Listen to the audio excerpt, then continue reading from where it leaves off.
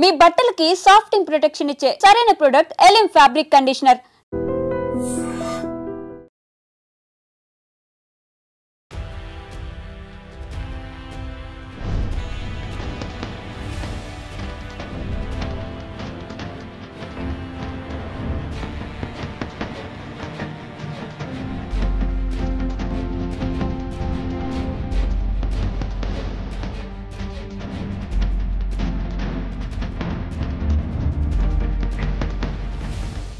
పటాన్ చెరుకు సమీపంలో అది కూడా ఒక పారిశ్రామిక వాళ్ళు కెమికల్ ఫ్యాక్టరీలో ఈ రోజు పొద్దున ఒక భారీ పేలుడైతే సంభవించింది. రియాక్టర్ పేలిపోవడంతో చాలా పెద్ద ఎత్తున కెమికల్ ఫ్యాక్టరీ కూడా కావడంతో మంటలైతే పెద్ద ఎత్తున చెలరేగుతున్నాయి.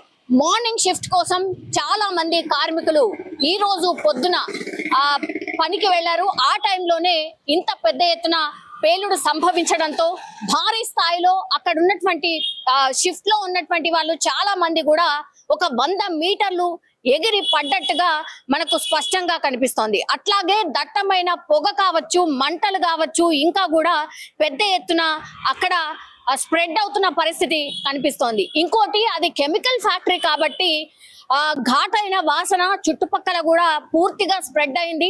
అండ్ ఈ రెస్క్యూ ఆపరేషన్ కోసం కూడా పెద్ద ఎత్తున ఇన్ఫర్మేషన్ రాగానే రెస్క్యూ ఆపరేషన్ కి సంబంధించి డిఆర్ఎఫ్ టీం కావచ్చు, ఫైర్ ఇంజన్లు కావచ్చు, పోలీస్ వ్యవస్థ కావచ్చు పెద్ద ఎత్తున చేరుకుని అక్కడ రెస్క్యూ ఆపరేషన్ చేయడానికి కూడా ప్రయత్నాలు అయితే జరుగుతున్నాయి.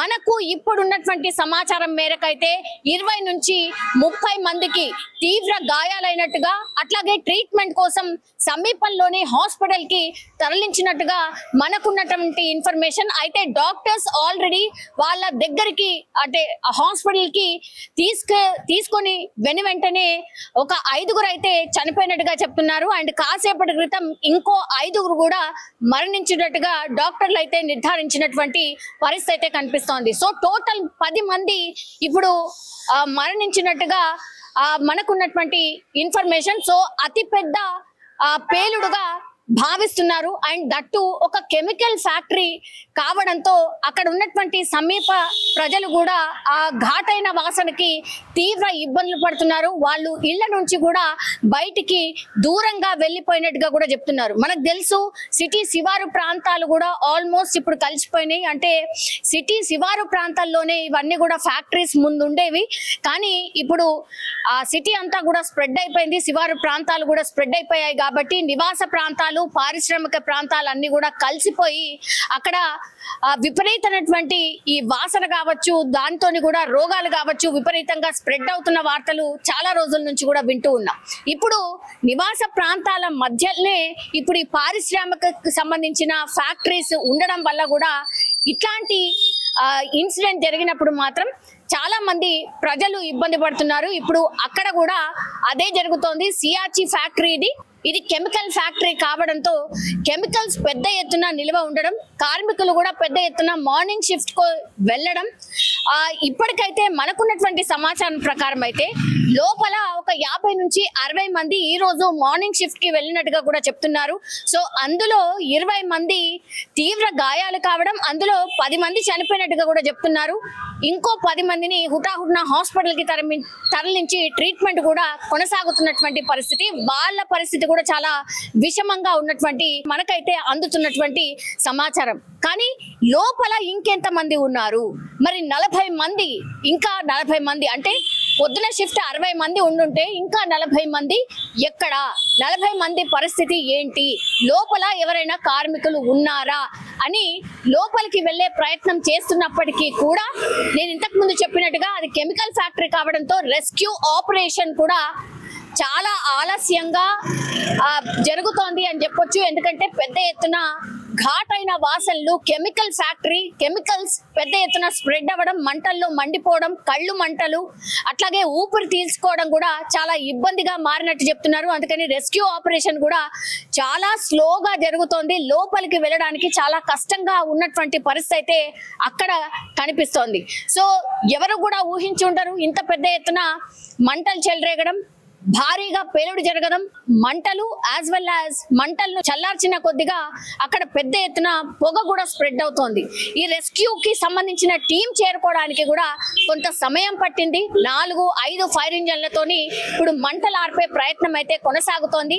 కెమికల్స్ పెద్ద ఎత్తున మండుతున్నాయి కాబట్టి, మండే తత్వం ఉన్నటువంటి కెమికల్ ఫ్యాక్టరీ కావడంతో కూడా మంటలు అదుపులోకి రావట్లేదు. అందుకని 5 ఫైర్ ఇంజన్లతోని మంటలు ఆర్పే ప్రయత్నం పెద్ద ఎత్తున జరుగుతోంది. సో చూడాలి, దీనికి సంబంధించిన ఇన్ఫర్మేషన్ కూడా ఇంకా అందే అవకాశం కనిపిస్తోంది. ప్రస్తుతం అయితే మనకున్నటువంటి ఇన్ఫర్మేషన్ ప్రకారం అయితే 10 మంది ఆల్రెడీ చనిపోయినరు, ఇంకో 10 మంది క్రిటికల్ పొజిషన్ లో ఉన్నటువంటి పరిస్థితి ఉంది. అలాగే లోపల ఇంకొంత మంది చిక్కుకున్నట్టుగా కూడా చెప్తున్నారు.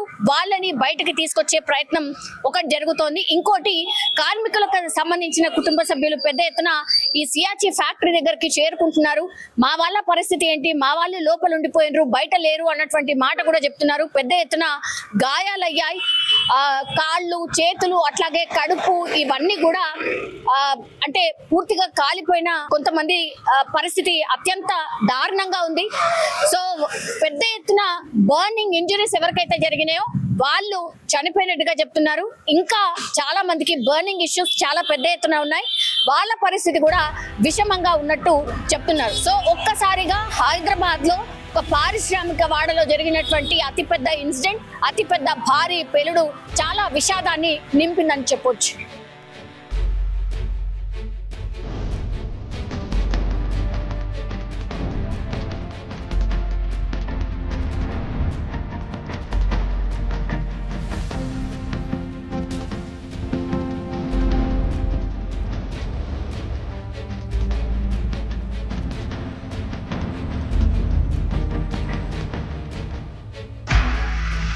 నిజంగా ప్రస్తుతం ఉన్నటువంటి సమాజం దేనికి ప్రయారిటీ ఇస్తుంది? ఆర్థిక సంబంధాల చుట్టూ మాత్రమే తిరుగుతుంది.